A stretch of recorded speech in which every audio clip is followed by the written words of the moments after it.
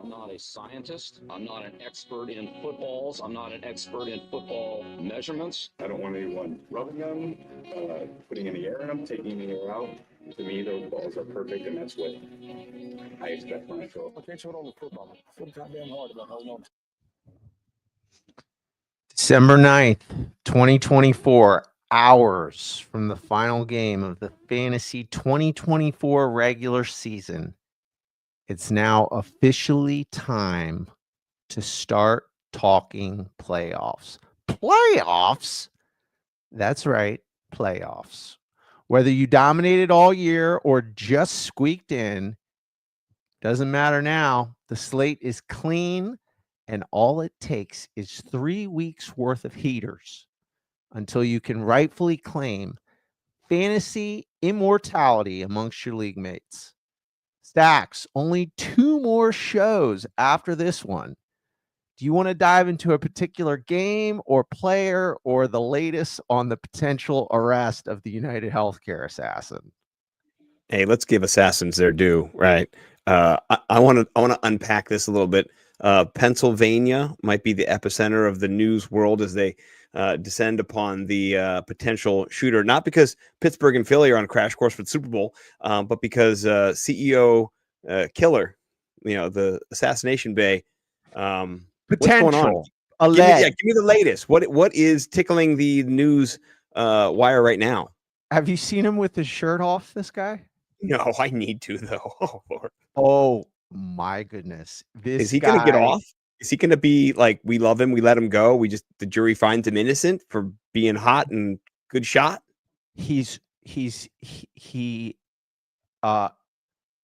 has like 7% body fat, 8%. He's abolitious. And I'm telling you, if this is the guy, because who knows anything anymore, right? Who knows, right? But this probably, it's looking like this is the guy. Like, so okay, so he valedictorian of his high school. This guy that they have detained, right? Super smart, went to University of Pennsylvania, an Ivy League school. At least that's what I saw in his bio. Some type of computer software engineer. He is going to be like the new Ted Bundy. I mean, this guy is, and so apparently, he, I think, was alleging his grandparents or something like that. I don't know. I mean, there's still, it's all, but the other thing is too, they're like, so, and this is what's so crazy about nowadays.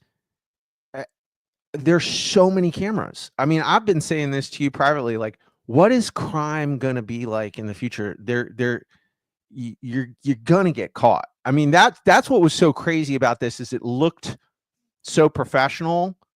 Turns out it wasn't. Turns out it was just a really smart dude. And went into the belly of the camera beast, and they tracked this dude everywhere. He was in Manhattan for 10 days. Like, he was planning this down, well, like, but he took off his mask to like flirt with some girl who, and that's how they got his face. Happens every time, right? Assassination Bay stumbles upon a hot lady, starts getting some Riz going. Next thing you know, the Riz goblin comes out, and he's just like, "Hey, you want to see how good looking I am? Oh yeah, it's me." Yeah. Well, she was. It had something to do with his fake ID too. Mm-hmm. So he was staying in a hostel in New York. They wanted to know what was up with it. Yeah. And what I've heard is they have that ID. That's what they actually have. They have the fake ID on him. They have a gun with a silencer. It sounds kind of like almost too good to be true. I mean, personally, I've never even assaulted anyone or attempted to assault. I am a squeaky clean choir boy. Just got a mouth like a sailor. So no fisticuffs for me. But honestly, if I was involved, let's say I was Assassination Bay, right? Gun is gone. Never going to find that gun again. It's going to be in the Hudson River. The cell phone, the fake ID. I'm burning all that shit. I watched the movies. Like, if you're going to do this, either you don't care about getting caught because you've kept these things, or you want to get caught, or you don't. You're living in the moment. You don't even give a shit about what happens next. So I can't wait, though, personally, because I'm going to start writing him pen pal letters in jail, and just let him know, what a hot guy he is. Sorry, I digress. There's going to be a lot of women along with you doing that.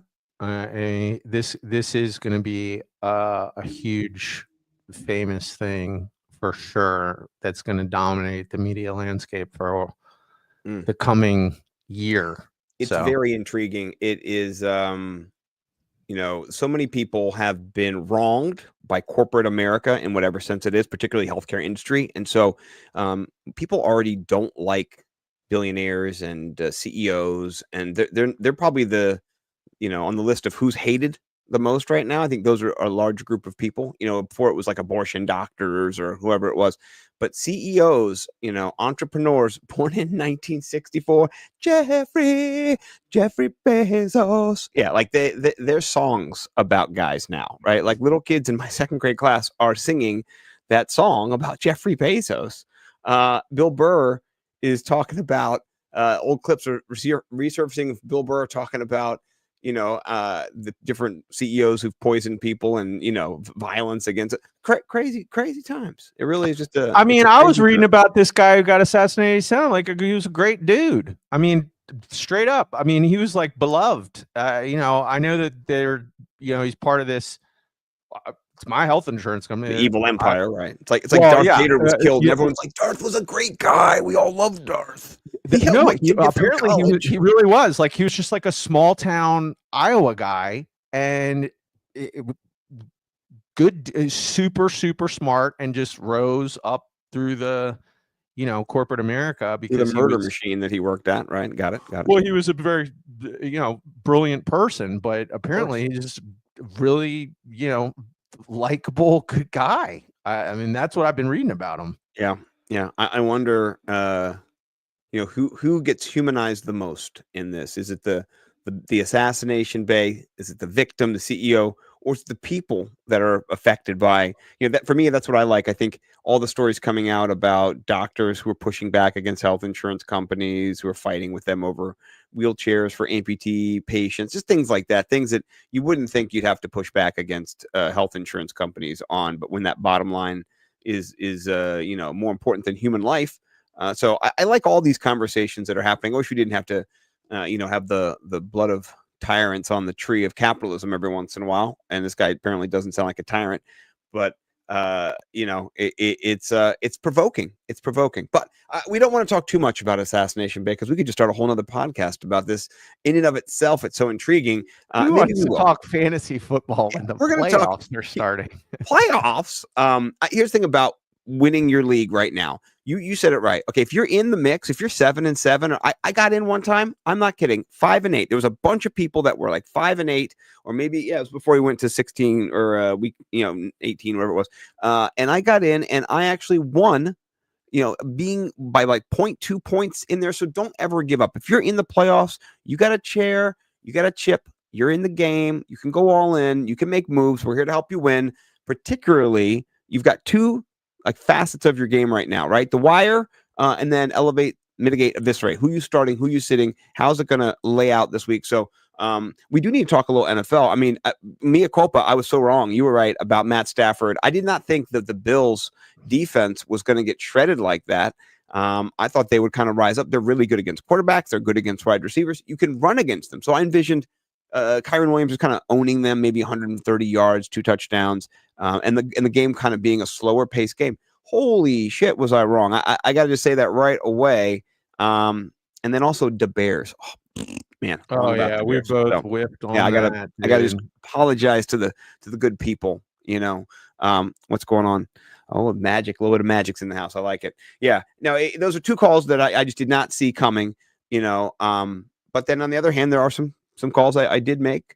We were all over Sam Darnold in that game with the Atlanta Falcons. We were in it in the DFS portion. We had Darnell Mooney as a run back. So we told you guys what to do with Sammy D, put him in your lineup. So, there was good hits and misses, but this week we're back, ready to give it to you all. Let me ask you before we do get into the wire and some of the NFL stuff, anything stand out to you besides what I mentioned, the Bills kind of, defense falling apart, and then, maybe for me, the Eagles, they looked kind of, beatable. All of a sudden, Carolina has been on a really great stretch of games. Maybe they're not winning games, but they're playing good football. What stood out to you?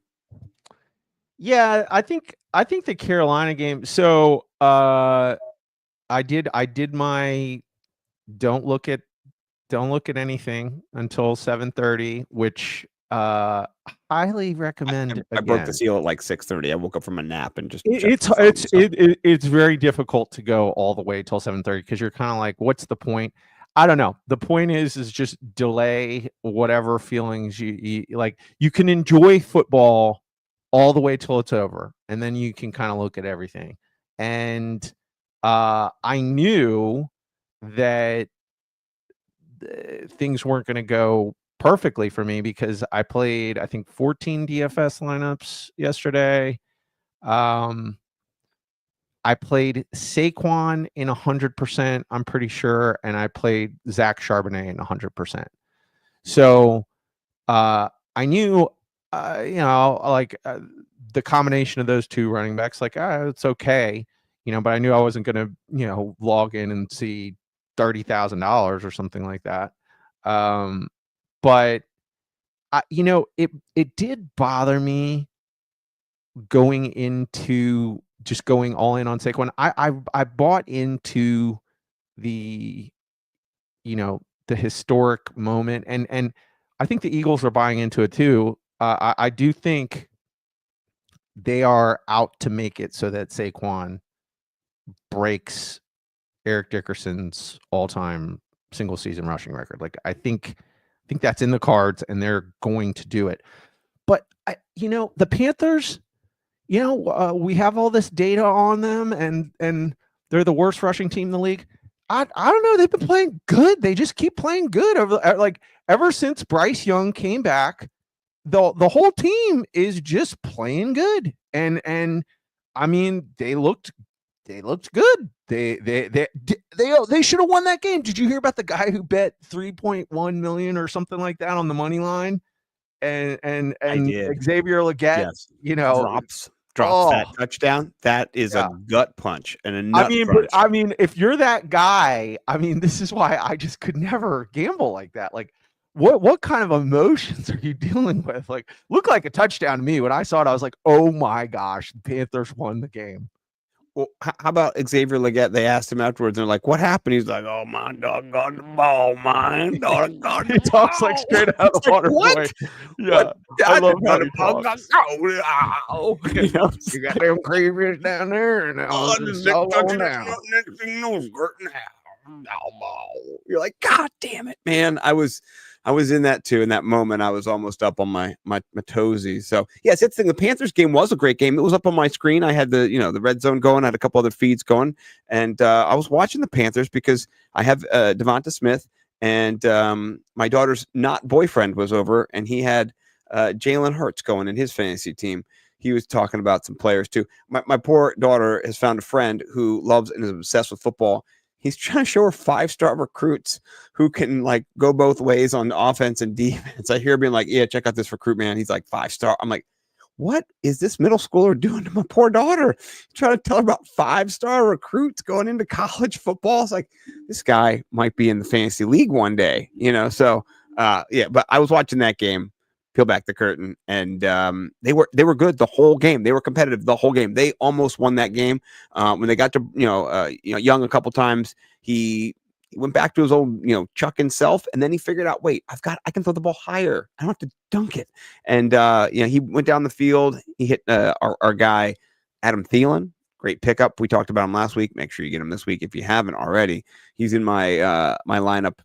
Moving forward from now on, you can't mitigate him anymore. He's just playing every week. I said to mitigate him kind of last week. I said he was the only one you could play if you played any of them, which is kind of Leggett almost proved me wrong. But I think from now on, if they do that against Philly, they got something going. You know, they got no Jonathan. He's done. He's 3 weeks. That's all he played 2 weeks. He tore his ACL.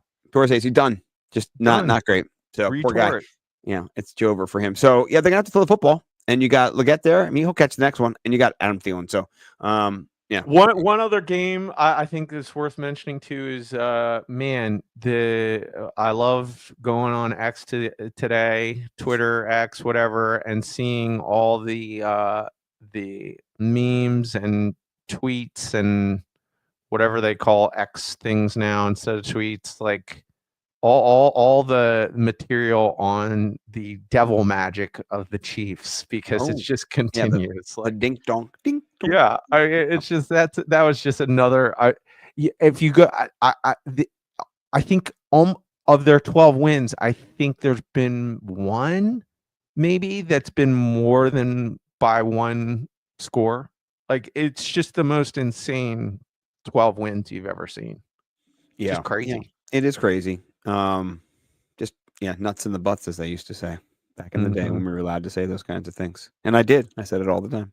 All right, let's get into it. Let's talk about the wire. Right, these are the players that you need to see if they're available. We've had some injuries. I mean, the San Francisco 49ers cannot keep an RB healthy in their stable. They are in their last, and they're going to call up you or me next week, right? Let's get in the 49ers rotation. So what are you thinking when it comes down to? Oh, I just undid my screen share. Let me try that again. Okay, there we go. Ta-da. Okay. All right. Who do you think? We'll just start this way. Who's the most important pickup this week if he's on the wire for you, regardless of position, whether it's RB, QB, doesn't matter. Who are you looking for to try to shore up your playoff Week 15 build? I guess Jalen McMillan was the one that really popped for the Bucks. I don't know. I mean, at the end of the day, I've been saying it for like the last 4 weeks. Matthew Stafford. Yeah. I mean, you're going into the playoffs, and unless you have one of the premier guys, which right now Baker is one of those guys. Unless you have Baker, Jalen Hurts, Joe Burrow, Josh Allen, Lamar, and I'd put Jordan Love in there too, even though it's been a little wonky. I think he's going to have an amazing run through the playoffs. If there's anybody else, like, you could kind of look at their matchups and be like, I don't know. Matthew Stafford is like lock and load, dude. Like, I mean, you saw you had him mitigate versus the Bills, and I kept saying, you were like, well, they got the good corners, and I was just like, yeah, but Puka is Megatron. Like, legitimately, Puka is. You saw that one catch that he toe tapped with.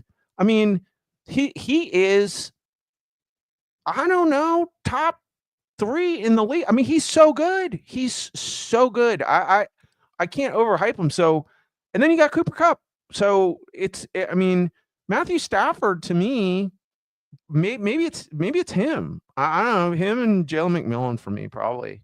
Yeah, I was going to go Stafford because I think at this point, if your quarterback, is swooning, Kyler Murray, anybody, you have somebody here who has better weapons and is more effective in getting them the football. And I really do think Stafford, after that Bills performance, just really kind of like set me straight. I mean, it reminded me of who Matthew Stafford was. He was banged up too. He was hurt. Veins. He's money. And here's the thing too. I realize is as the games, he's like Joe Burrow, right? As the games get better, he gets better. Not that Joe Burrow sucks, but like as those money ball games get involved more, this is the same. It's the same thing in the tiger blood, right? That they have in their veins. So right. I shouldn't have doubted him. I was just really thinking about Josh Allen's tiger blood. And I was just like, oh, Josh Allen's tiger blood's the new tiger blood. It'll totally out tiger the old Stafford's tiger blood. And guess what? It almost did. I don't understand this. This blew me, right? And I play Madden, and I'm a guy who knows how to do timeouts and shit. You've got a minute left and you're running it up the middle. That's fine. You don't need to call timeout. You can just get back in formation. It's going to take you 8 seconds or 10 seconds. That's fine. But then you guess what? You have all 3 of the timeouts. What are you doing? You wasted your time there. You did not need to burn that timeout. You felt anxious. You didn't know how to manage the game. That is a fuck up on you, McDermott. You should have gotten some help from your boys in the 9/11 crew. They never wavered. They didn't get scared. What are you doing there, guy? Come on. Figure it out, McDermott, because that was bullshit. So I don't know. Was that what you were thinking? I was going to bring up. I mean, I couldn't believe it when he was doing it because you were listening to Tom Brady announce, and he was just like, okay, so put him in shotgun. They got 3 chances to throw it, and when they lined up to go for it, part of me was like, well, this is good because I have him in my millionaire lineup, and I get 2 extra points. So I didn't care, because I knew he was going to. You wanted the points. You were getting greedy on the points. Yeah, it's right there. But when it didn't work out, I was just like, oh my gosh, they just lost the game because of that dumbness. Total dumbness. Just like who had the brain fart to call the timeout? Like, what are you doing as a team? You got to practice that 1 minute left down at the 1. Like that should be old hat. You should get in there and smile and be like, I'll give another second off just for the fun of it. So, all right. I mean, like legitimately, it's like, obviously, the money is so big in the NFL that this is stupid, but you almost would have to think like, is the money ever going to get so good in fantasy? Like, imagine being a head coach and you are in charge of playing the players, and then you have a DFS lineup. And you're like, I can win the millie if I just let him rush in. Like, that's almost how it seemed to me. Like, I was like, yes, good job, coach. Like, give me those 2 extra points instead of the passing touchdown, But it seemed like you were playing like fantasy football in a non-6 point passing touchdown format. Like, what are you doing, bro? Make it make sense. So make it make sense. Make it make sense. Okay. The other pickup who might be on your waiver wire, who I was crushing last week too, and I was hoping his demise was imminent. And I did talk a lot of shit, and we all should, because he's been gloating and smug forever. Sir Aaron Rodgers, the fourth, Neville. He is up against Jacksonville, right? And so if you need a pinch start, Jacksonville is tremendously terrible. And that's what's good. You want that. Now they did play better this past week against their division rival, but if you go to QB, our boys in Jacksonville, they're 3rd worst. They give up 21 points per game. And this is in, just in general, they're not good against the QB. So I think there's a chance if you're desperate and you're just scraping by, you got nobody else. Aaron Rodgers might be somebody, he's been him and Devontae Adams. We'll talk about him later in our DFS stacks of cash. They are back in rhythm. There's a lot of target volume there. The running game is turned into a short passing game because you have no Breece Hall. Isaiah Davis is there. He's a scat back. He's getting the ball. It's a different offense now than it was before. But Adams is still there, and he had almost 30 DraftKings points last week. So, I like Rodgers if you're going to pair him up. If you pick him up, he's got Adams and Garrett Wilson and Isaiah Davis he's throwing to right now, and I think all those guys can get some points after the catch and can score too. So, Aaron Rodgers is a guy that might be available. Running backs, actually, there's a bunch of little intriguing guys, and I want to get your take on who you would pick up out of this crew of guys, right? So you've got, like I mentioned, Isaiah Davis.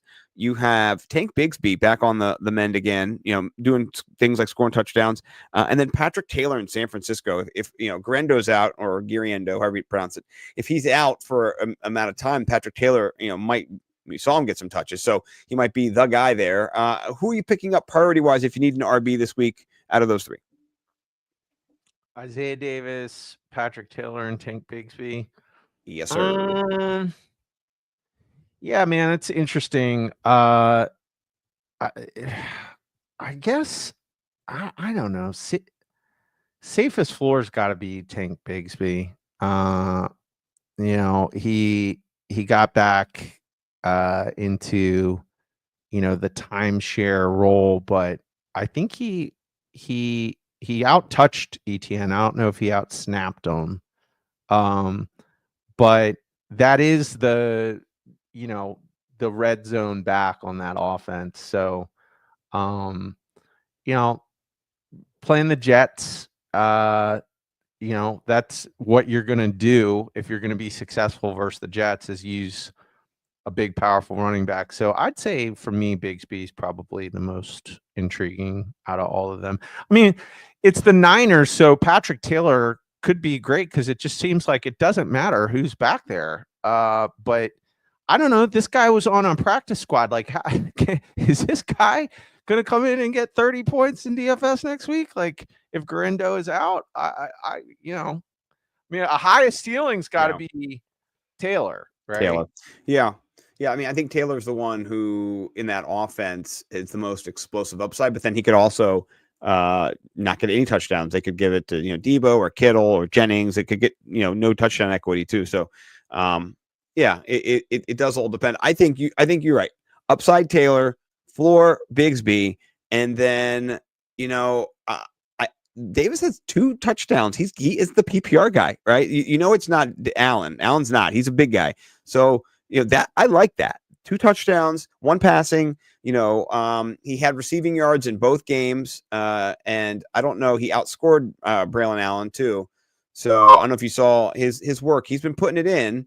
3 receptions in both games, 28 yards, 27 yards, and then 10 carries. So, he's a factor as well. And Jacksonville sucks. So I think all of them are pickups that you can make. If any of those guys are on your wire, I'd pick them up and I'd play them.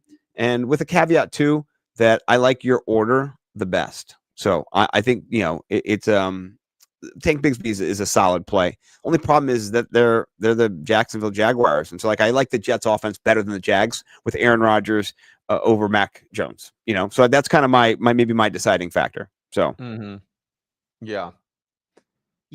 I mean, Isaiah Davis also intriguing for sure. I mean, that it seemed to me to be a little bit fluky. Like, if I'm betting, I bet you Braylon Allen has more fantasy points this coming week versus the Jags. So, but I think if you're winning, then you're going to be pounding the rock with Braylon Allen. If you're in a game that's back and forth and you're losing, and there's, right. it kind of just shows you they both got receptions. He got 4 receptions for 38. So he got some targets too. He got 11 for 43. So his yards per carry was down. He didn't have as many yards per carry. He had no touchdowns. So we still had 13 points. So yeah, I think both are there.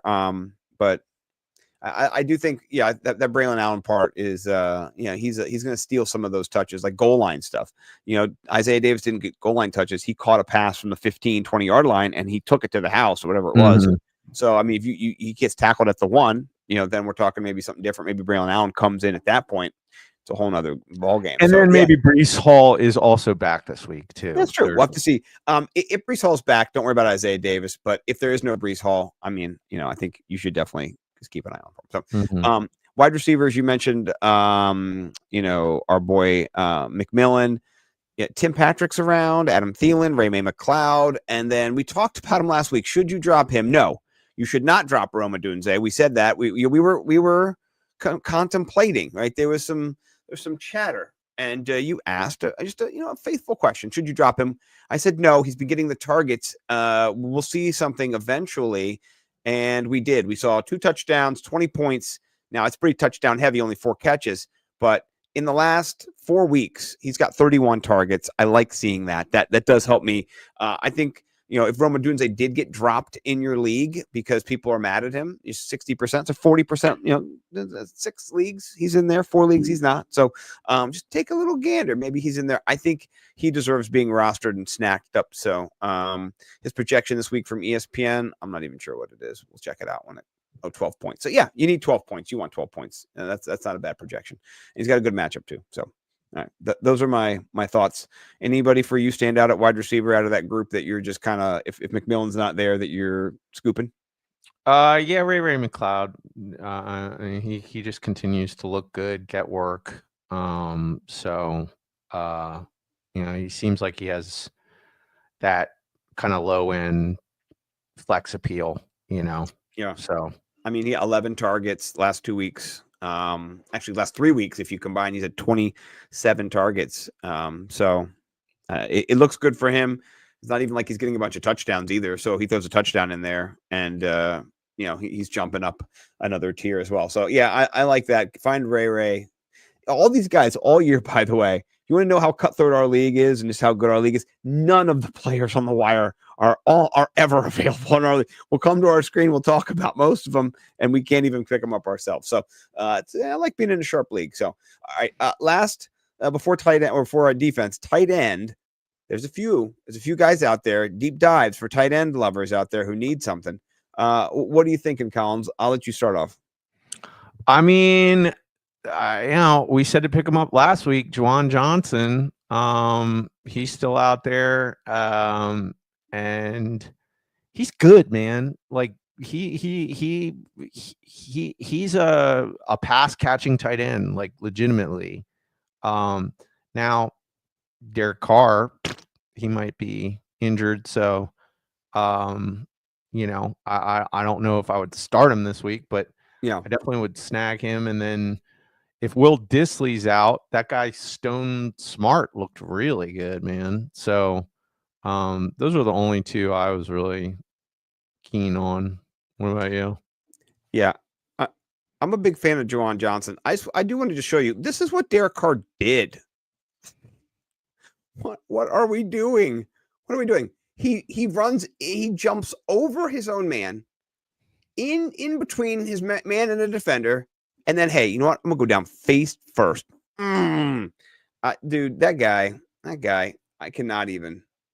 So I don't see how he breaks his hand on that, though. Because he lands with his full force of his shoulder like this on his hand, right? It looks like it's underneath him. Yeah, underneath, right there, underneath his whole body weight. All that body weight fell on his titty. His titty hit his hand. He must have had it up like this, and he crunched it. Yes, he crunched it. You could see it was like this for a second instead of flat or like that. Yeah, he had it like flat. That's what I'm saying. This. Oh, dude, that's what he crunched his. Oh my God, yeah. Derek Carr. If it was flat, he wouldn't have done that. Yeah, what a moron. So, all right, enough of that. I just had to come out since you're talking about it. With who's is Hainer gonna be their QB now? Like Spencer Rattler. Yeah, is that Rattler? Yeah, he was not even start last week. He was I don't know if he's the third starter. The Hainer came in. So okay. I mean, I don't know, but I don't know either. Yeah, no, you're exactly. He does this every year. He hurts himself. He does. He does something stupid. He gets sacked. He does something. I agree with you. I'm not a big Derek Carr guy when it comes to his health. He's not taking care of Derek. So, yeah. Yeah. Remember? Do you remember when the Saints looked like they were Super Bowl bound for like 3 weeks in the beginning of the year? Oh yeah, they look so incredible. good. Look so good. Yeah. Well, yeah, it is interesting. I would say about Johnson, you called him. You said pick him up. You said play him last week. It was a good call. I liked it. I did play him in DFS, so I did listen to you. Up against the number one defense, too, against tight ends, who does a really good job. He still shined through. He's got 5 targets, 4 receptions, a touchdown, really nice touchdown, too. Looked like a little one-handed little tip to himself as he, did a little nice little play. I mean, honestly, I think even startable because it's like they don't have options, and he really is a wide receiver in a tight end's body. Like, he's good. So, yeah, I think he'll get targets. Yeah. Yeah, no, it's very interesting. It's very intriguing here with this offense, given the fact that they've been banged up. It's an Alvin Kamara led offense, and now you've got Miller back. Shout out Miller, and he's not in the doghouse anymore. He's on an IR. He can play football. So we'll see what happens with our boy Kendre Miller. He's been on there for a while. I would also say Grant Calcaterra. Is that how you say his name? Mm-hmm. Yeah. All right. Calcaterra or I don't know. But yeah, with Calcaterra, yeah, with Dallas Goedert. I definitely know how to say his name, the Goedert. With him on the IR, I know the matchup against Pittsburgh's not great, but Washington, Dallas, those are some better matchups. If you need a guy to stash, you saw he got a touchdown. He's an athletic guy too. He runs around. He's not just blocking. He's in the pass route. So 3 targets, touchdown. Could do worse. And then Daniel Bellinger, speak of the NFC East here, Theo Johnson done for the season. He's on IR.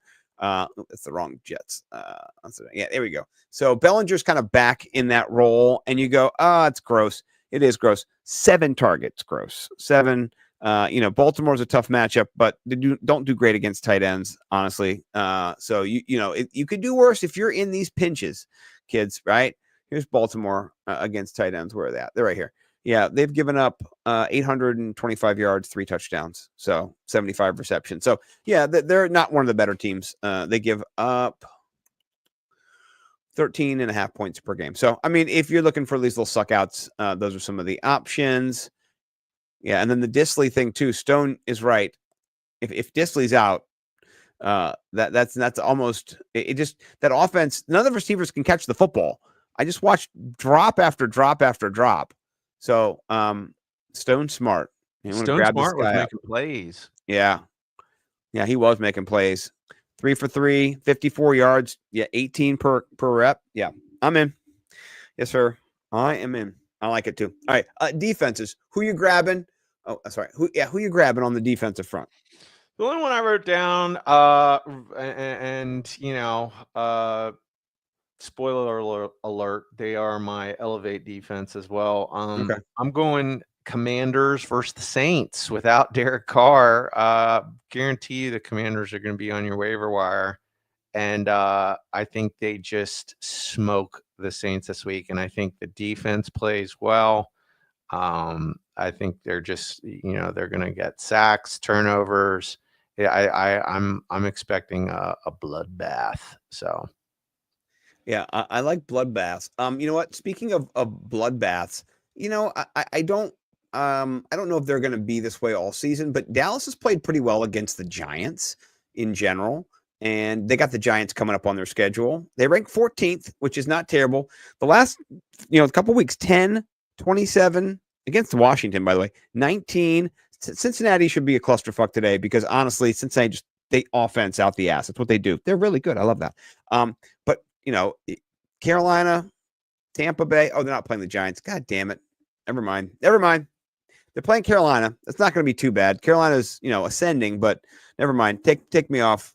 I thought they're playing the Giants again. So what do you think about Carolina, Dallas? You think this is going to be a high scoring game? I looked at it, and the reason why I didn't choose them is just because Bryce Young's just playing so good, man. I mean, I feel like the Eagles are a way better. Too bad. But you know what? I don't hate the call in terms of picking it because ever since they got Micah Parsons back, like it's a different defense. Right. So right. They are, they're considerable. Not. They're considerable. If you got nothing else. Sure.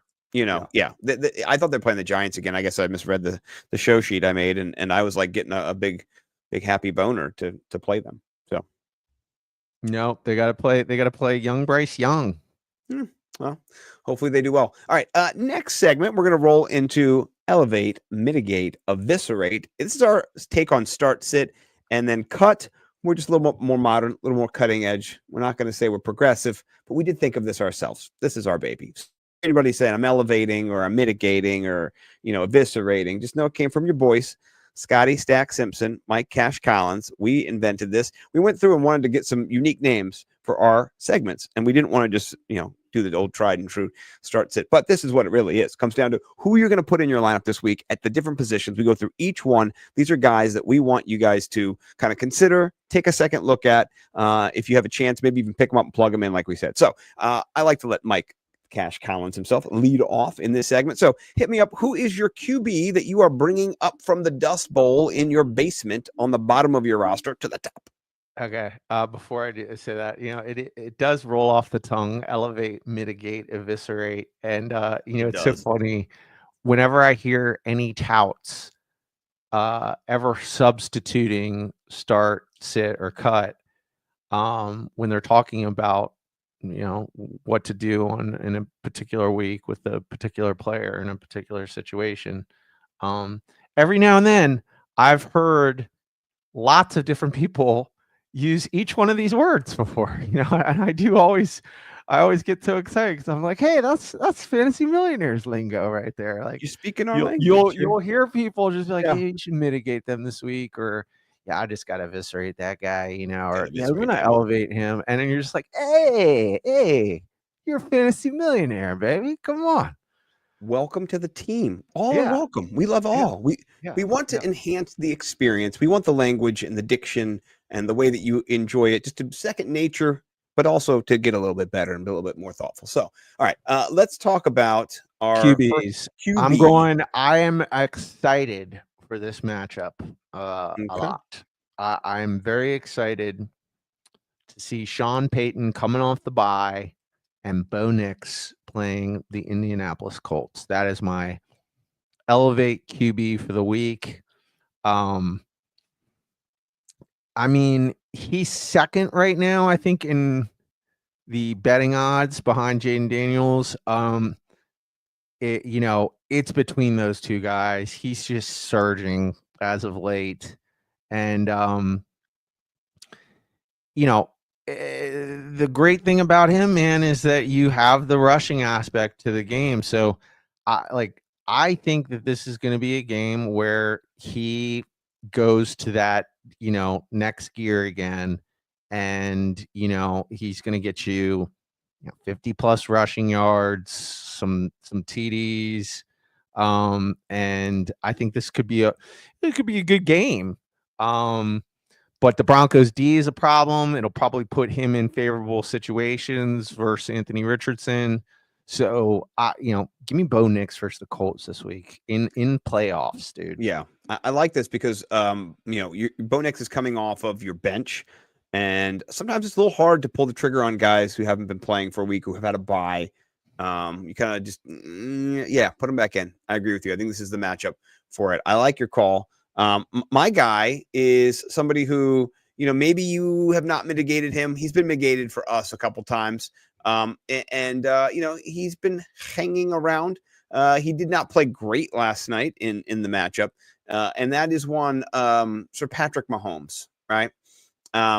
He's been okay this year. I mean, let's just be honest. He's not been the Patrick Mahomes. He's ninth, but he's not been the Patrick Mahomes of old. 21, 19 points. And in our league, you kind of get points for everything. So our points are a little bit even higher. We give a little bit more of a jump and a boost. So he's been below average, in the last couple of years, last couple of weeks. He did have that 40-point game, but then even then 22, 25, Cleveland, they give it up. They give it up to wide receivers. They give it up to quarterbacks.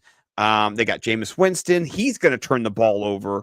I think this is finally what they need, what Patrick Mahomes needs to kind of get out of the funk he's in. I think this is a shootout. I think this game does go over. Let's look and see what the total is. I think it's going to be 45. I think it goes over this. You've seen even against the Pittsburgh Steelers, who are good. They're not the greatest team. They had no Pickens yesterday. They were throwing to Freiermuth. They were getting touchdowns, right? So I think that this will be a game that goes over the total, and I think you can play Mahomes. I think he gets you 2 touchdowns at least in this game. And it's a little controversial, honestly. I mean, who would have thought me saying start Patrick Mahomes? It's what you need. But I do think he'll be there, and I think he'll get you what you need this week. So are you with me? Are you against me? 100%. You double stamping? Yeah. Yep. 100%. Yep. So. Yeah, I think he's due. Travis Kelce's running in stone boots, but he's due too. He'll get there. That matchup was a tough one. You were right. You called this being the first loss for the Kansas City Chiefs against the Chargers, and if it wasn't for a couple of plays, Voodoo magic, right? A couple of Taylor Swift just sending her powers over the border from Vancouver. Yeah, so very interesting. All right, running back wise, who are you putting in your starting lineup this week?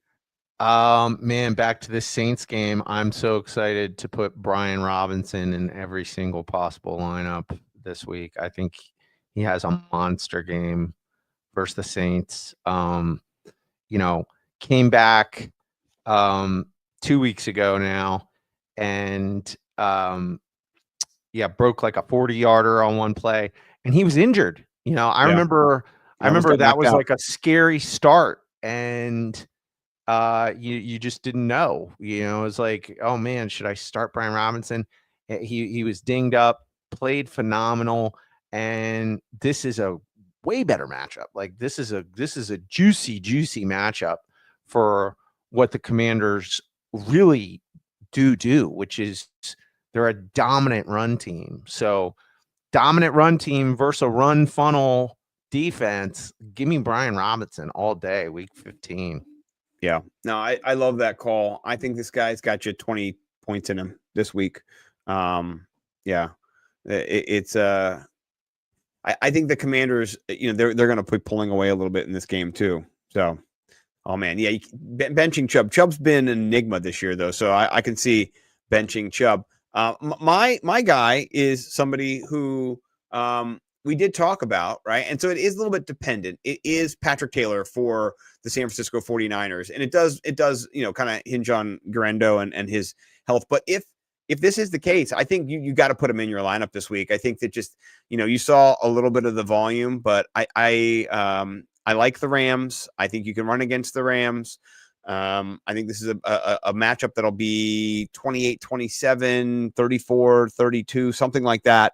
And I think Patrick Taylor gets you what you need. I think if Garando's good, then play him, right? Then that's my sense. Play him if he's fine. But whoever for the 49ers, I think this is an offense that they're reeling. They finally won a game. They're on they were 1-3 in the last 4 before this matchup. So I think they need to make a push. They got 2 games at least here they could win against the Rams and Miami, and then closing out Arizona if they have any shot at anything. So it's a huge game. It's a huge game. Yeah. And so whichever running back is just they're gonna get worked hard. So that's what she said. So yeah, that's my play. San Francisco RB to the market. So I'm with you. I like it too. What about your wide receiver, my friend? Yeah, man. Going back to that Patrick Mahomes call, I really like DeAndre Hopkins versus Cleveland for wide receiver this week. Man, first of all, look. I mean, over the last 3 weeks, that's his floor, right? Right. 13, 14 points in PPR, and they're just so close all the time. They're just so close. I think he's still learning the playbook. You saw a play last night where he messed up. It's just, there's just more time in that offense. Things are going to click. And them getting Pacheco back, I think makes them a different offense.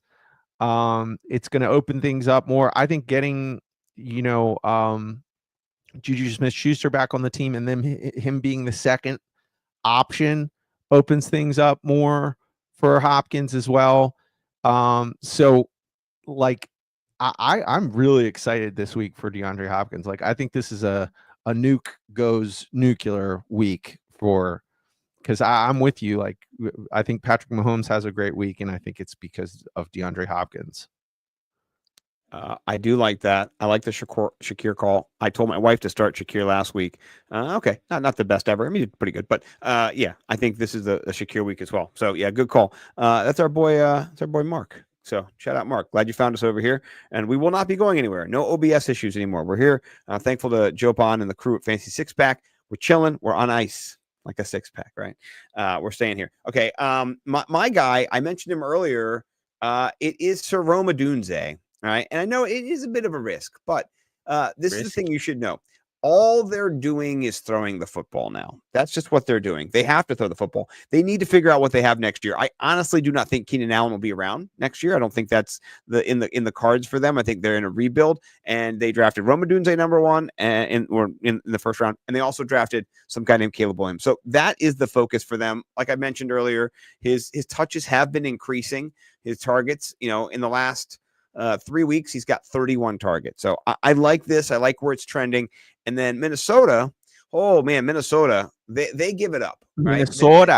Minnesota up there, yeah. They're with the little fella out in the woods. They're the worst against wide receivers. They've given up 2,500 yards, 14 touchdowns.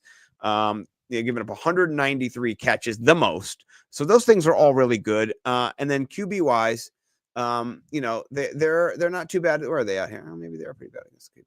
Okay. Yeah. So the QB, it's not great, right? QB, but wide receiver wise, I like it. So Caleb Williams, you're probably screwed, but Roma Dunze, you'll probably have a suck out touchdown. So I think Roma Dunze is somebody who, is going to get more prevalent and more prominence. Can't put those words together.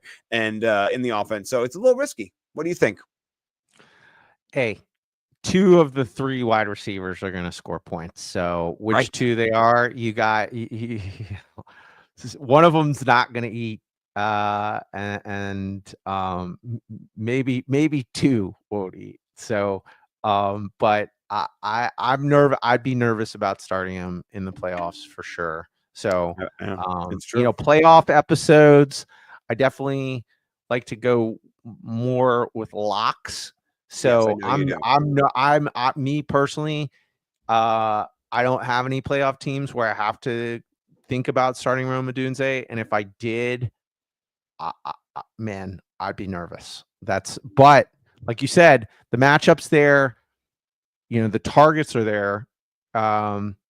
So this is a good matchup. I mean, somebody's getting you 20 points. Like between, I feel like it's a DJ Moore game for me. Here's the thing though, DJ Moore. When I looked at that, DJ Moore, I couldn't say anything about starting him because he's 15th. You're starting DJ Moore.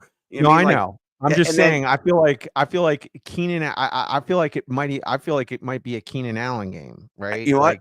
It could be. It could be. I'm leaning Roma Dunze, but it could be Keenan. The thing about it is, you saw in that San Francisco matchup. It depends on kind of who gets taken away, because in that game, Keenan Allen was taken away.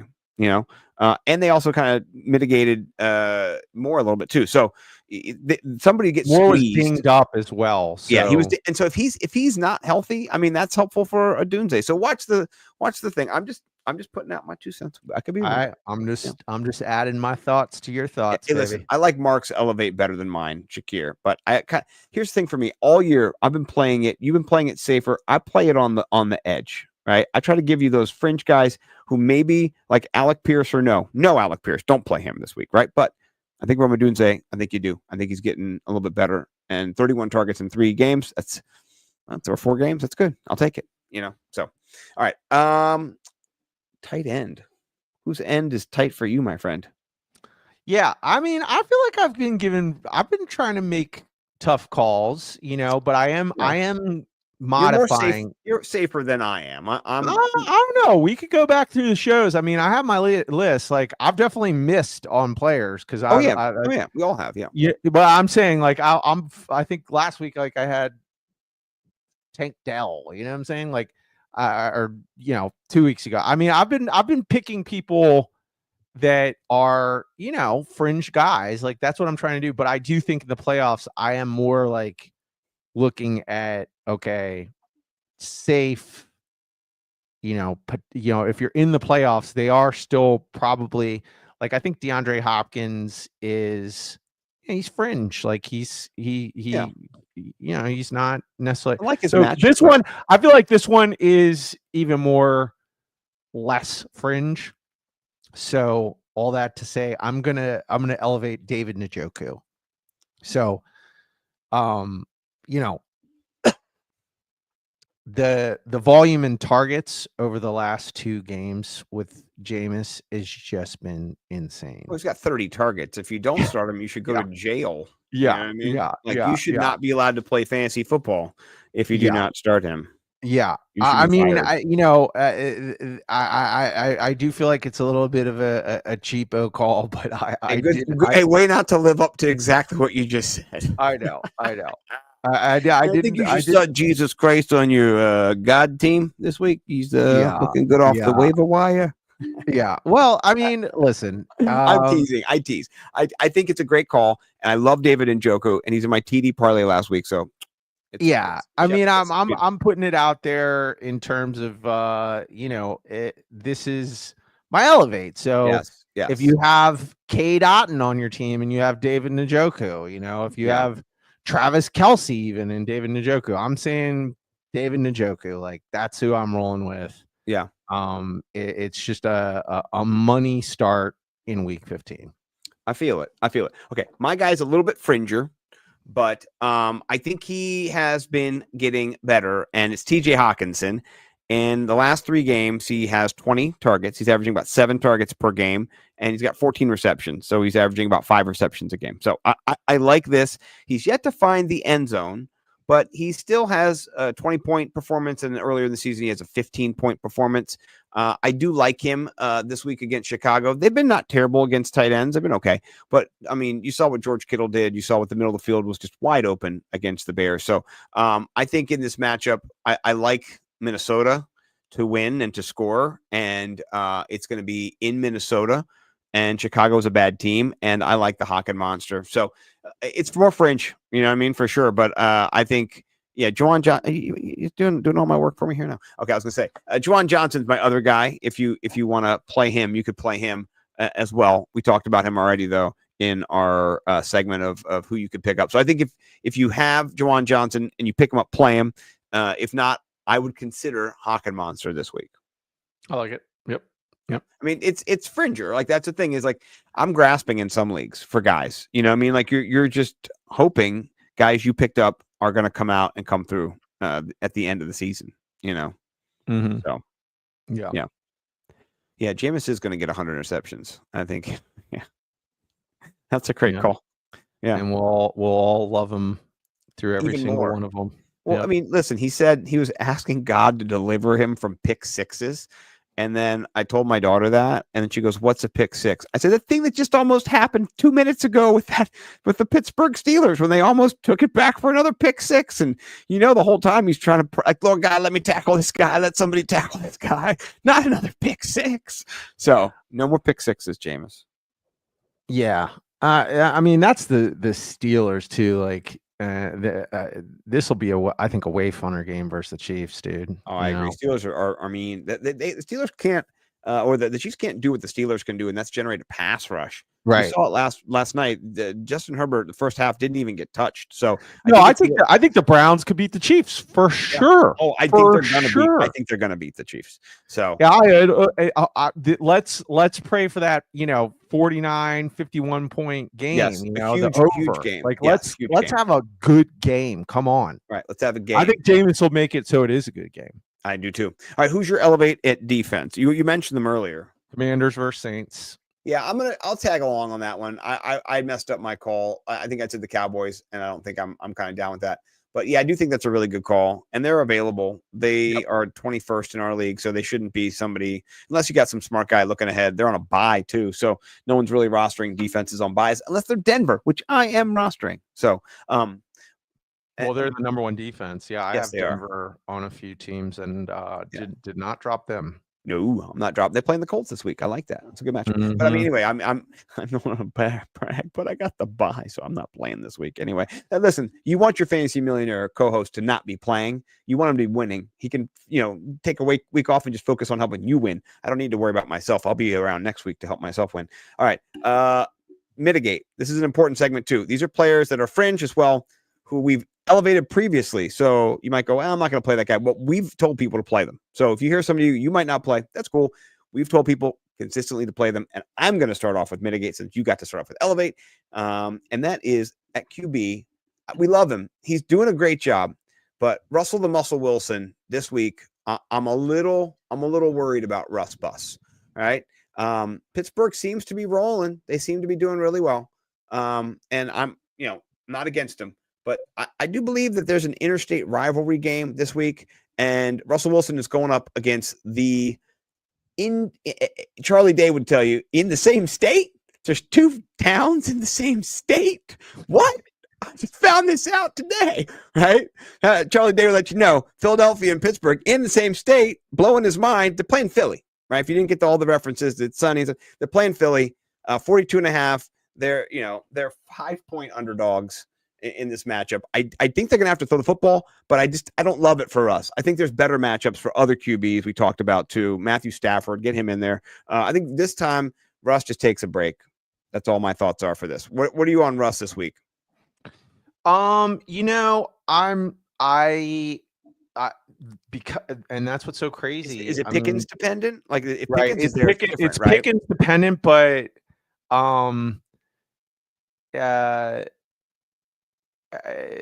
yeah, it's a tough matchup. I do think he's just played so well that if I needed to, I would start him. Like, I think when we did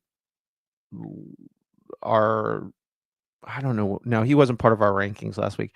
I don't know where I would rank him in terms of like a 12-man league. Like, I think he would make for sure my top 12. So but I'd have to look. But like, yeah, like there's guys like Stafford, Drake May, So I don't hate, like, I don't, it's just, if Pickens is on the field, the only reason why I'm just pushing back is just, I think he's just played so good.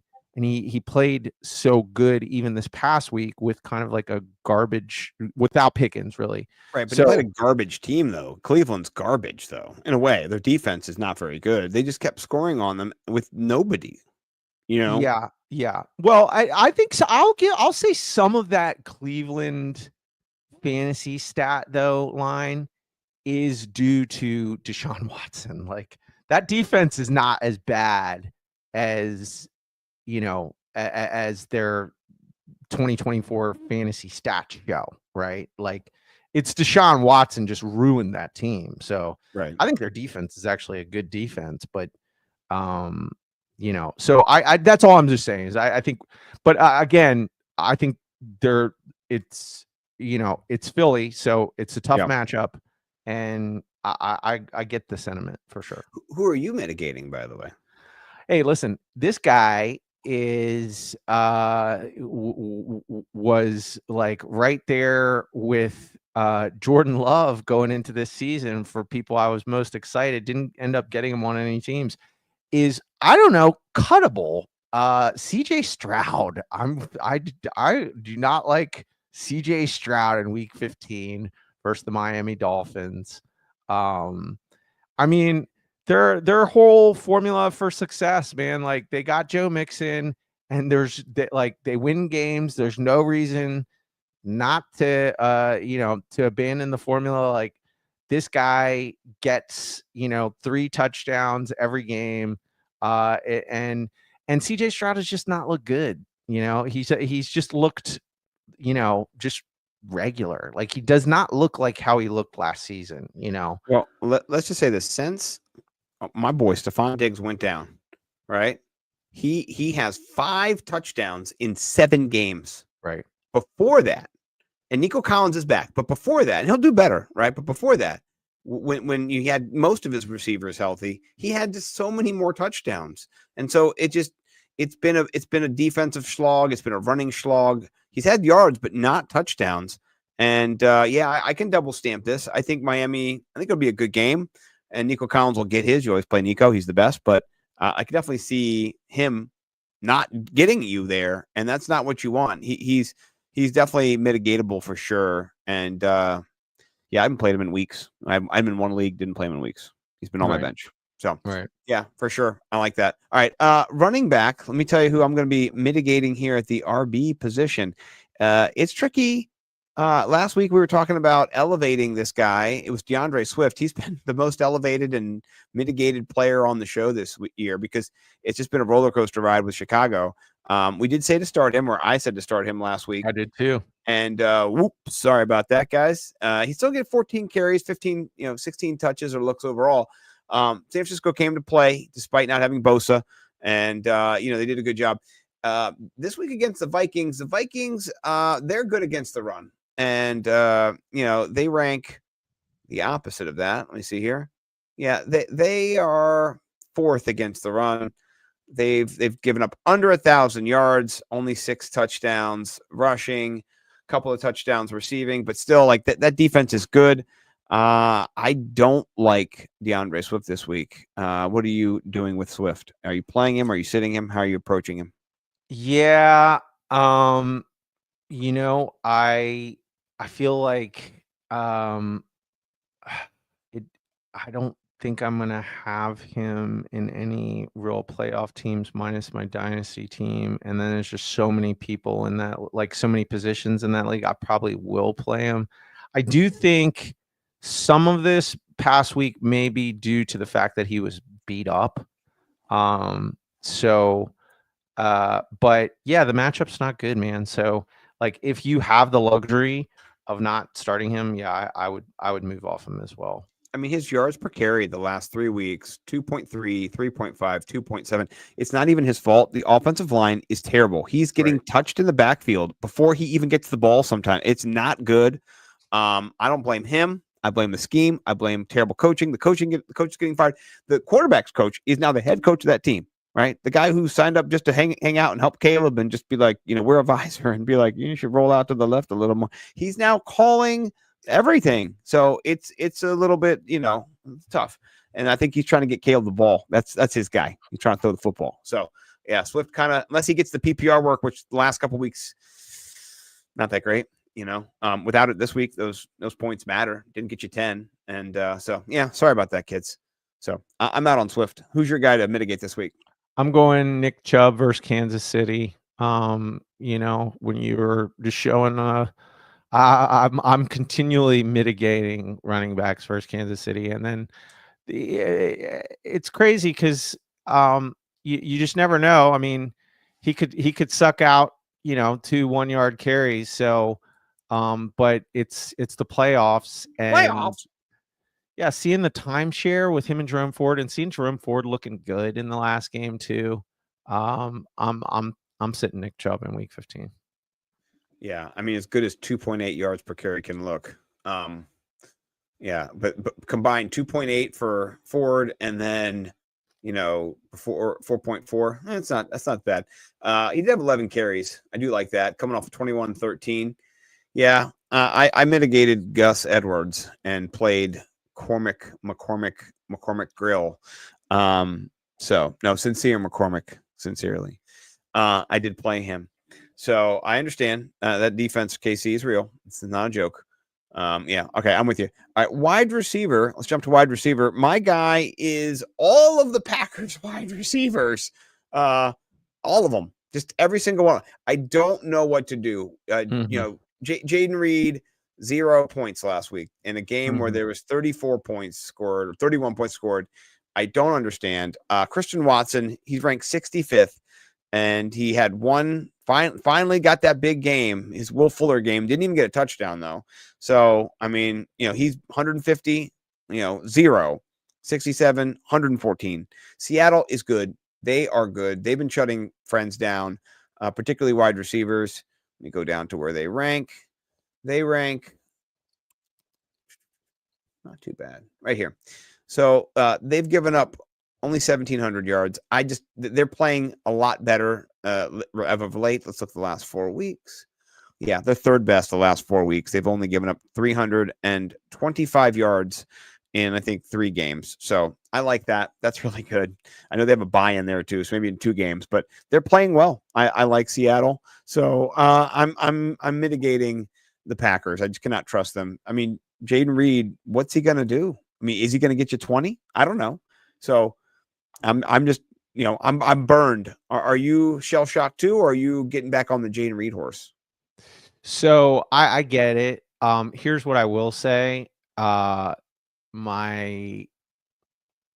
guess just counter to that is just I think the Packers smoked the Seahawks in this game, and I honestly think that the receivers are going to blow up.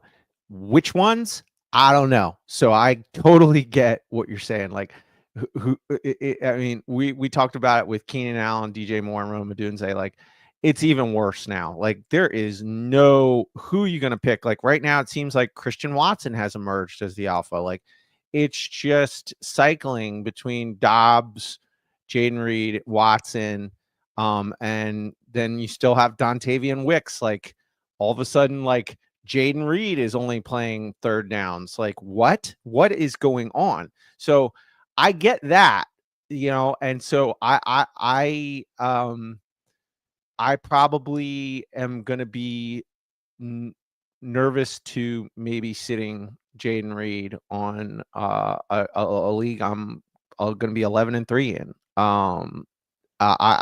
It's going to be a tough decision for me.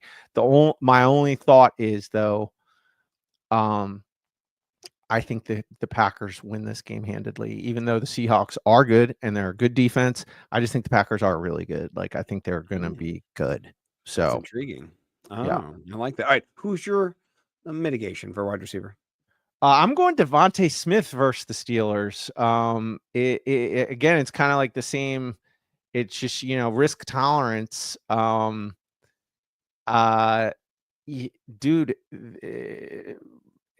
AJ Brown, basically kind of, tacitly went off at not getting the ball.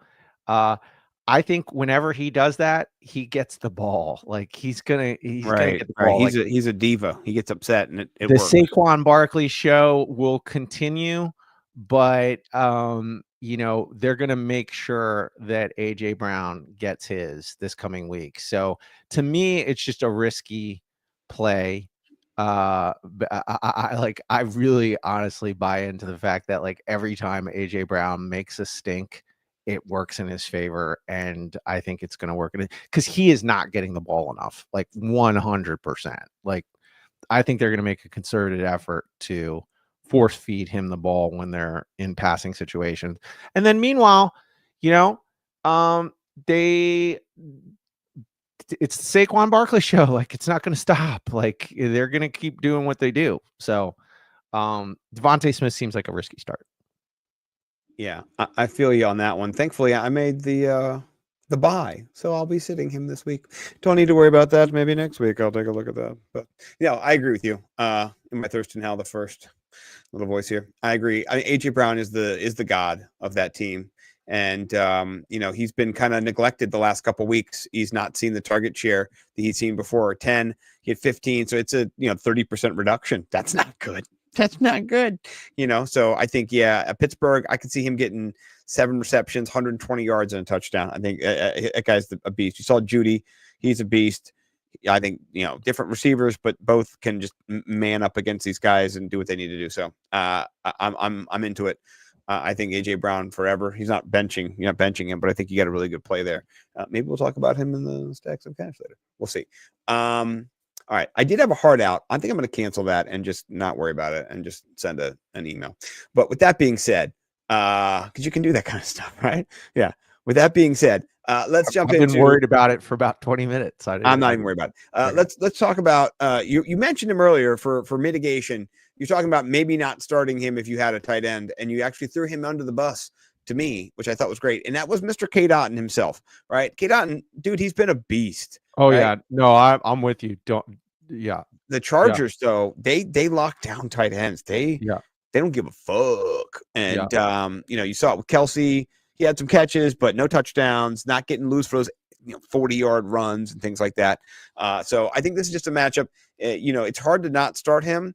But with McMillan, too, you just saw that there's other options. And they really do want to get Mike Evans the ball. They want to give him the ball. They want to get him, the rock. They didn't work out too well last week. I think they give him the rock this week. So Mike Evans is one of those guys too. He's an AJ Brown-esque, like just one of the best wide receivers in the last couple of years, 10 years, whatever it is. And he's going to eat. So I think that kind of it hurts K. Dotton a little bit.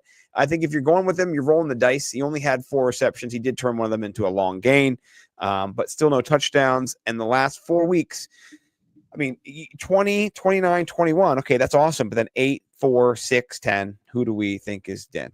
It's him. So, yeah, I'm not playing him this week. I don't have confidence. Okay. I'm going to go, again, a little bit of a cop-out, but, if you've got this guy in your squad, I think you probably would be tempted to start him, but Dalton Kincaid, I think, should be back this week.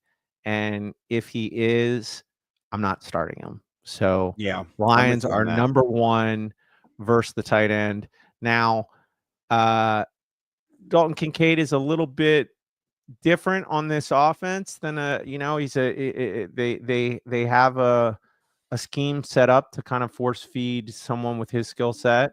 But McAllens. Yeah, man. And you see Shakir with so much of the underneath work too, and it's just never been there all year. So and it's just you're in the playoffs, so I'm not starting Dalton Kincaid.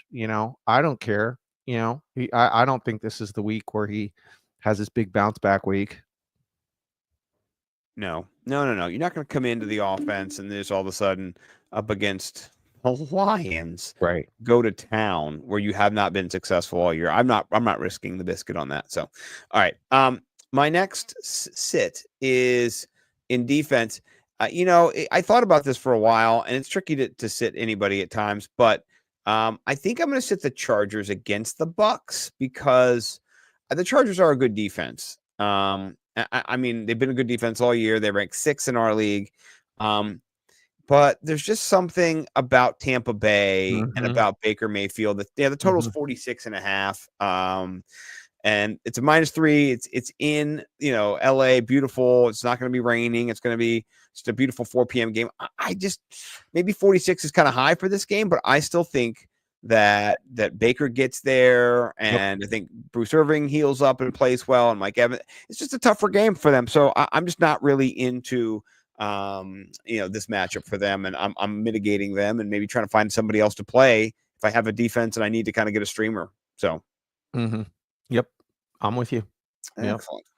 Not that you can't be. We can be against each other, which you said earlier you are, and I think that's great. We do like the rubbing. The rub routes are good too for us. We give an honest reaction to each other's takes. All right, so I mentioned this when you said mitigate all Packers wide receivers. I really don't like the Seahawks, who are the number 5 defense in our league, versus the Packers this week. Again, I just think the Packers are just getting right in every single way. Really tough game versus the Lions. If the Lions don't make it to the Super Bowl, it might be because of the Packers. I just think that they have all the tools to do everything that needs to be done. That defense is a great defense. So I think the Seahawks are going to have their hands full. I just wouldn't be surprised if the Packers just have big plays and turn the ball over on Geno Smith and use the short field to their advantage as well. So I like it. I like it. Kyle, welcome. Good to see you. I haven't seen you on the tweeters for a long time. Maybe you're in the blue skies. That's where I like to fly. So yeah, welcome. Okay. Now, are you eviscerating anybody? I'm eviscerating the Bills defense. I'm lighting their defense into Fuego and beyond. This week they play against the Lions anyway, so that's my guy. Get rid of them. They got me negative points against you in the crab cakes. They're gonna make me lose. I'm gonna be out of the playoffs. Ma, look what they did to me, ma. So eviscerate the Bills. Done. So I'm done. Yeah. Man, I didn't have anybody too sexy, besides Jonathan Brooks, because obviously he's injured. I wrote down Ray Davis and Kimani Vidal. Yes, I double stamped those. Yeah. I'm not into those guys either. The Chargers offense, I mean, not Gus Edwards. I actually did. I got rid of him for Sincere McCormick because I only needed him for that one game. I wasn't worried about it. And he did. Sincere McCormick outscored Gus Edwards. I was happy with the decision I made. Just that offense is not great without J.K. Dobbins. What a beast. Who would have known, right? So I know. Yeah. Who knew? Okay. All right. Let's jump into our next segment. And we do not have my out at 6:15. So stick around, folks. We're going. We're talking. We're getting in there. Now, what we like to do is we like to build. Ooh, I put my guy already in there. Sorry. I revealed my hand here. This is my my platinum stack. That's your platinum Brian stack? Robinson. Yeah, you love Brian Robinson, right? Which is great. But what we do here, we should explain this. We do a 3-tiered DFS stacks of cash where we talk about the most expensive stack that we like, and we call that our platinum. Mid-range is our gold, and then our silver stack, and they kind of get progressively less expensive. So I didn't realize I had my guy in the hopper still as I was playing around on the old DraftKings, or maybe just come set like this. We did win $10 last week. Boop boop. We're only down like 50. Let's go. Nice. Let's go. Yeah. We do play this every week. We put this $3 in and we just mess around and see. And we had a banger. Swift let us down last week for sure. We played him ourselves, kids, in case you want to know. Did we just tell you to play him and we didn't? Nah, we played him. So, but this week, Jaden Daniels and Terry McLaurin are my stack at platinum 14-7. New Orleans, man, they give it up. They can give it up to anybody at any time. They're ready to give it up. Right. They're like, that slut in high school. They're down to pound. So this is an opportunity for Jaden Daniels. I think Terry McLaurin, he's been one of the best receivers this year. He's got touchdown upside every single week. So if you're paying up, I like this matchup. What is your platinum stack, good sir? I'll tell you what, this was my second one. Ooh, they're And more expensive stuff. mine's even more expensive. This one, do you know that I think Jaden Daniels has a perfect passer rating when he targets Terry McLaurin? Like, Oh, like, man. dude, throw that guy the ball. Like, it's Put going so him well. on the right side of the field, for God's sakes. Every time you do that, he scores a touchdown. We know that. Cliff. Come I'm on. pretty sure I heard that somewhere in the ether. Like, he has a perfect passer rating when he throws Terry McLaurin the ball. Like, that's like, okay. I only reason why I went not that is just because the upside of Burrow and Chase, it's such an expensive stack at 15.7, but it's gonna hit for sure. It's gonna hit. You know what I mean? Like, it's you're gonna be fine. Like, are you gonna, bink the tournament with these two? You might. So to me, it's even safer. It's just a little more expensive. It is a little more expensive. Tennessee, here's the thing that's tricky about Tennessee. They're not good, but their defense is just hanging around all the time. They're just, they're physical, they're aggressive. And so this could be a matchup where you get one-on-one coverage, you get a lot of man, you get, Jamar Chase is a beast. You just get man on man, like all the guys don't really like it. That's why they're here. So I'm into this. I like it. And then you said your gold stack was my platinum stack, so I was a little bit more expensive there. No, that was my second Like, that was, I was you had a choosing double between those platinum. two. Oh, Well, okay. yeah, Okay. I was So that because was I your love runner-up. That was your runner-up that was my stack. runner-up. Yeah. Okay. All right. Who's your gold stack then? Gold is Bo Nix, Cortland Sutton, baby. Ooh, I thought about that one too. That's a good one. Let's put that one in there and just see where It's we're 12-9. So 12-9. I like yeah, that. I really like that stack. Yeah, I like the matchup too against a where is our boy Cortland Sutton? Where he's up here somewhere. Oh, there he is. 66. Yeah, he's a little bit more expensive than he's been. I was having a little trouble finding him. That's not bad. I like that. Mine was kind of just, it was it was a play. I don't know if I like it that much, but it was a play. It was a play. You might just say it's dog shit of a play. Mine was Aaron Rodgers and Devontae Adams. Mhm, And so mhm. I don't hate it. Aaron Rodgers does suck. He does. But No, I don't hate it at all. his price sucks too at 5,400. So I Yeah. like that. And then, if you're looking at Adams, who, I'm sorry, we'll go the wrong way. He's gonna be like 7. Yeah, he's 6'9" actually, so he's a There little you go. less. Yeah, 6'9". Here you go. If you look at Adams over the last couple weeks, bro's been eaten, as the kids say, at the table. 13 targets, 11 targets, 7 targets, 12 targets, 11 targets, 28 points, 17 points, 22 points a couple weeks ago. So my guy, he's the cheapest he's been, 6,700. I mean, this is good. I like this. So I'm leaning a little bit there for sure.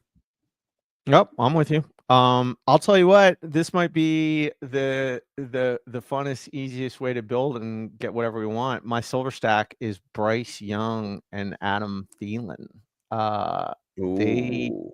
Yeah, man. They have a 10.7. So back to that game. With the Cowboys, Cowboys, tougher D, but I don't know, man. Bryce Young's just looks so good, and Adam Thielen eats, and it's so cheap. Yeah, you crush me on mine for value. I gotta say, mine was Winston and Judy. It was 11-7. So like your Bryce Young, I really do. I don't know. What do you think about starting here? And just this is where we go from. You want to do it? I'm okay with it. I mean, we can either go big, we could go big or go little. It's up to you. You're going to get 20 points out of Thielen, probably 20 points out of Young. So it's a nice base for sure. Whereas, with your other pick, you got upside, out the ass with your boy, Burrow and Chase. So I'd say we do the highest or the lowest? That would be my thought. Yeah, let's go Bryce Young, Adam Thielen, and then we Okay, can and really. And then here's the thing: because of that, we can put in Jamar Chase. You know what I mean? Yeah. And then maybe we could put in AJ Brown and see. Might be too What about expensive. Brian Robinson for running back? See what he costs. Okay, let's get a little B Rob. B Rob. Beep, beep, beep, beep. He's only 62. I like that. That sounds Okay. good. Let's go check out a DST that we could get behind here. Dolphins, 2,500. Okay, I'm done with that. Yeah. Okay. I mean, looking up. I mean, yeah, the other ones. Yeah, and I like that. Okay. And now we've got another RB. We're at 14-2. So we gotta be smart with our RB money. But if you're looking at value for RB, what's Garendo? And then I'm sure Patrick Taylor is less. Is way less. Yeah. Is Garendo on the slate though? I don't know if he. Let me just look and see. He's Thursday. Yeah, I don't think he's on the slate. That's what I was kind of. But I mean, you got Isaiah Davis at 5K if we wanted to pay down. Bigsby's at 5-1. You know what I mean? So like guys we've talked about are cheaper.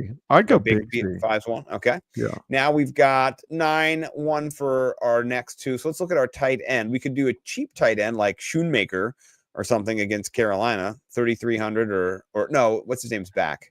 I forgot. Yeah, Ferguson's back. We could do Ferguson back here, or we could do Calcaterra or somebody cheap down, or we could pay up a little more. I'll take Ferguson. You like Fergs? All right, I'll give me Ferguson here. And now we've got 5,300. Let's find a nice wide receiver that we could play around with, hopefully, for 53. There's got to be somebody down in that range. Hopkins. DeAndre, your boy Hopkins. It's a perfect fit here. We got Bryce Young, Brian Robinson, Tank Bigsby, Jamar Chase, Adam Thielen, AJ Brown. I'm getting all my guys in there. Ferguson and Hopkins, your guy. Dude, I love it. Let's put it in. I love it too. Let's win some money. We loved our lineup last week too. I said I went back and listened to the show to see how we did, and I was like, oh, we missed those two players. But I said this looks like a lineup that's going to cash. I think this lineup looks like a lineup that's going to cash. I'm into it. I like it a lot. Yeah, you could do that. Pop Douglas is not Pop this year. He's been more like Fizz Douglas to me. So it's a little tricky, but yeah. All right, let's get to the fun, the rated X part of the show where you got to hide the kids, hide the wife, right? And get them off. You got to be like, it's time. You guys got to leave. So let's jump into rated X. And if you don't know how this works, we jump into the world of used to be Twitter. Now it is X. Sometimes it's Blue Sky. Depends on where we like to swim. And we like to talk a little bit of the hilarities now. And so you want to go first? You want me to go first? What do you I can go first. I just okay. By the way, I'll do mine real quick. This is not mine. Okay. This is just a shout out. This is what we were talking about earlier. This is it's a little extra. It's when I see the United Healthcare assassin out in public.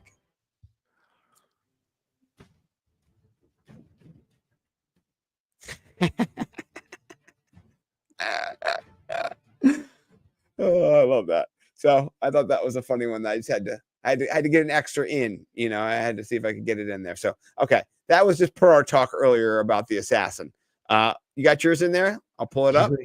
You like the assassin, huh? Okay. No. I think it's funny. They're making memes about. You gotta explain it a little bit better than that. You said that tweet looks pro assassin. Is all I'm saying. It's pretty funny though.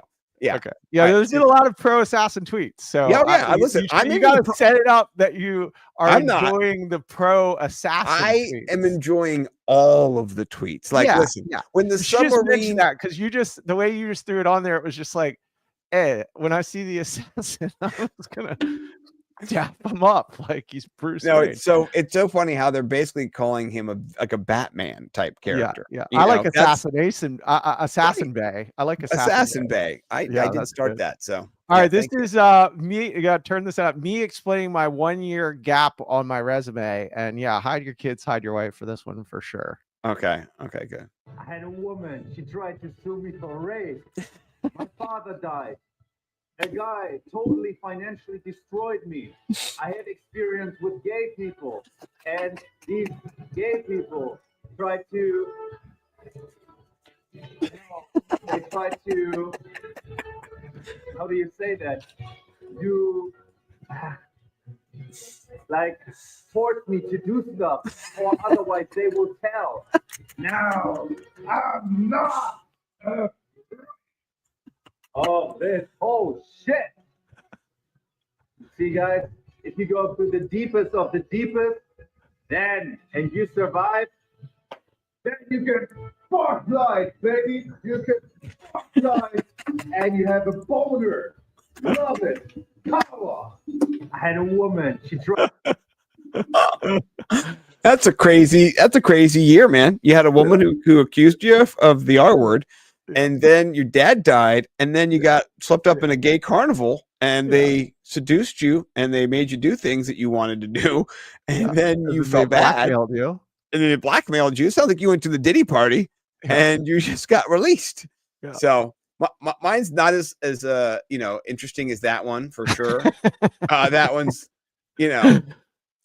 Rated X. That one's rated X. Yeah, that one is rated X. So this one was funny to me because this just made me laugh a lot. This is Bill Murray on the New Heights podcast, which, if you don't know, it is the Kelsey Brother podcast, one of the best podcasts out there. It's so funny. This is Bill Murray on there, and it says Bill is absolutely diabolical for this. And so I'll let you listen because this is true. And I got into it really bad because not badly, but I got into it a lot. He got me because I put myself in the story. So put yourself in the story. Just imagine if this is happening to you. And Bill Murray's on the other end. It's perfect. We recently reviewed Roadhouse, the original Patrick Swayze film. Yes. There is a legend out there. You used to call the husband of Kelly Lynch, who plays Dr. Clay, anytime a particular scene came on with Patrick Swayze on television. Is this rumor true? Hardest things I ever had to do was to call a friend, and at a late hour. I mean, very, very. Not without some back and forth. Should I? Shouldn't I?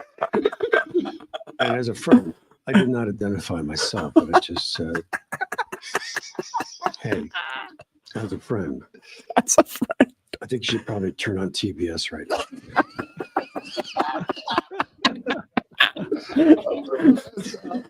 Because that son of Pat Swayze is slamming it to your wife. Hammering it.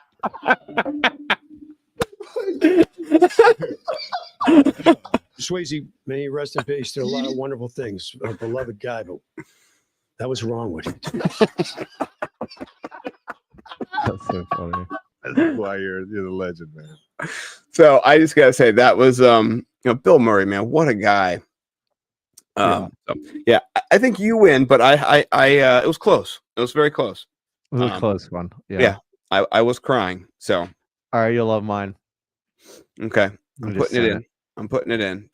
Here we go. Our boy this Chuck is- Bass. This is The worst part of Sunday is the 30 minutes between the end of the late games and the beginning of the Sunday night football game when you're alone with your thoughts and your family.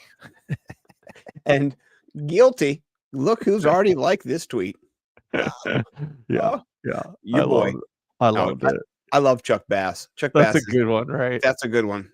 I mean, you really are so cracked out at that point if you're like us and you watch football all day. Like it is a weird little time of the day, Like, I mean, I do a good job becoming good dad again because I've I hang out a little bit. My kids will come hang out with me, but man, you're just like you feel like that guy in that picture, Charlie Day. You do. All right, I got one more shout out one to Cooter because Cooter is the best. We love Cooter. She's so funny. This is one of the best memes ever. It's been around. It just says, I might not make the playoffs after this week, but I had the most points for and almost the highest points in against. So there's nothing I did wrong. It just means I had the worst luck in the league. And if I had any other schedule, I'd probably be taking home the championship for sure. Yeah. We've all been there. I can relate to this so hard. And it makes me so happy that I do not have to fucking relate to this at all. I can sit back on my ass next week and just enjoy the bye, at least in one of my leagues, the main league, the big league. And I do have a sweat, by the way. Hope I win the most points. It's like $500 almost in our home league. I do want to win. I've never won that championship. So I don't want to be like this guy saying I coulda, shoulda, woulda. I want to actually win. So CD, TDs, let's go. Let's go Chase Brown. I can do it. You can do it. I believe in you. Let's go. And not Jamar Chase. I don't want Jamar Chase having a Jesus Christ Superstar game. No, none of that. Come on, Jamar. Come on, Jamar.